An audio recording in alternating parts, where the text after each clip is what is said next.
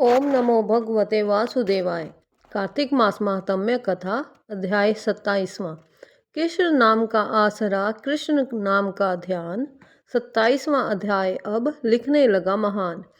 पार्षदों ने कहा, एक दिन की बात है। विष्णुदास ने नित्य कर्म करने के पश्चात भोजन तैयार किया, किंतु कोई छिप कर उसे चुरा ले गया। विष्णुदास ने देखा भोजन नहीं है, परंतु उन्होंने दोबारा भोजन नहीं बनाया, क्योंकि ऐसा करने पर सायंकाल की पूजा के लिए उन्हें अवकाश नहीं मिलता। अतः प्रतिदिन के नियम का भंग हो जाने का भय था। दूसरे दिन पुनः उसी समय पर भोजन बनाकर वह ज्यों ही भगवान विष्णु को भोग अर्पण करने के लिए गए, त्यों ही किसी ने आकर फिर सारा भोजन हड़प लिया। इस प्रकार 7 दिनों तक लगातार कोई उसका भोजन चुरा कर ले जाता रहा। इससे विष्णुदास को बड़ा विस्मय हुआ। वे मन ही मन इस प्रकार विचार करने लगे, ओहो, कौन प्रतिदिन आकर मेरी रसोई चुरा ले जाता है। यदि दोबारा रसोई बनाकर भोजन करता हूँ तो सायंकाल की पूजा छूट जाती है।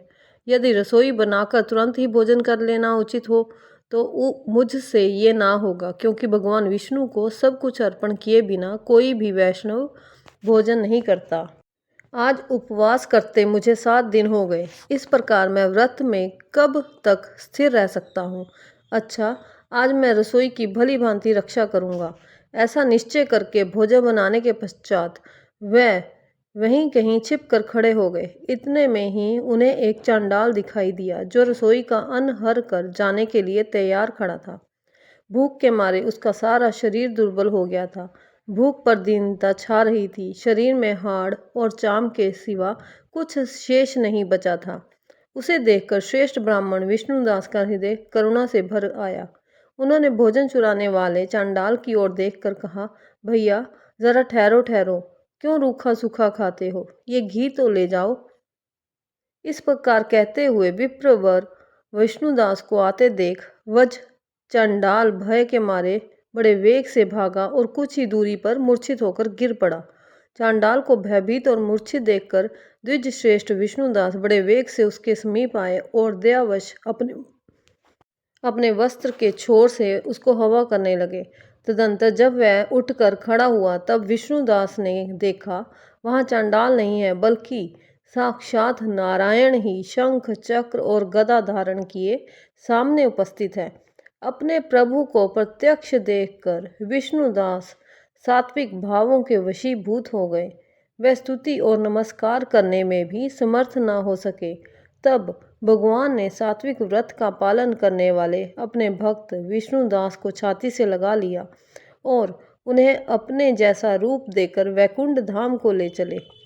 उस समय यज्ञ में दीक्षित हुए राजा चोल ने देखा विष्णुदास एक श्रेष्ठ विमान पर बैठकर भगवान विष्णु के समीप जा रहे हैं। विष्णुदास को वैकुंठ धाम में जाते देख राजा ने शीघ्र ही अपने गुरु महर्षि मर्दुल को बुलाया और इस प्रकार कहना आरंभ किया, जिसके साथ स्पर्धा करके मैंने इस यज्ञ दान आदि कर्म का अनुष्ठान किया है, वह ब्राह्मण आज भगवान विष्णु का रूप धारण करके मुझसे पहले ही वैकुंठ धाम को जा रहा है। मैंने इस वैष्णव धाम में भली भांति दीक्षित होकर अग्नि में हवन किया और दान आदि के द्वारा ब्राह्मणों का मनोरथ पूर्ण किया, तथापि अभी तक भगवान विष्णु मुझ पर प्रसन्न नहीं हुए और इस विष्णुदास को केवल भक्ति के ही कारण श्री हरि ने प्रत्यक्ष दर्शन दिया है। अतः जान पड़ता है कि भगवान विष्णु केवल दान और यज्ञों से प्रसन्न नहीं होते, उन प्रभु का दर्शन कराने में भक्ति ही प्रधान कारण है। दोनों पार्षदों ने कहा। इस प्रकार कहकर राजा ने अपने भांजे को राज सिंहासन पर अभिषिक्त कर दिया। वह बचपन से ही यज्ञ की दीक्षा लेकर उसी में संलग्न रहते थे, इसलिए उन्हें कोई पुत्र नहीं हुआ था। यही कारण है कि उस देश में अब तक भांजे ही राज्य के उत्तराधिकारी होते हैं। भांजे को राज्य देकर राजा यज्ञशाला में गए और यज्ञ कुंड के सामने खड़े होकर भगवान विष्णु को संबोधित करते हुए 3 बार उच्च स्वर में निम्नांकित वचन बोले। भगवान विष्णु, आप मुझे मन, वाणी, शरीर और क्रिया द्वारा होने वाली अविचल भक्ति प्रदान कीजिए।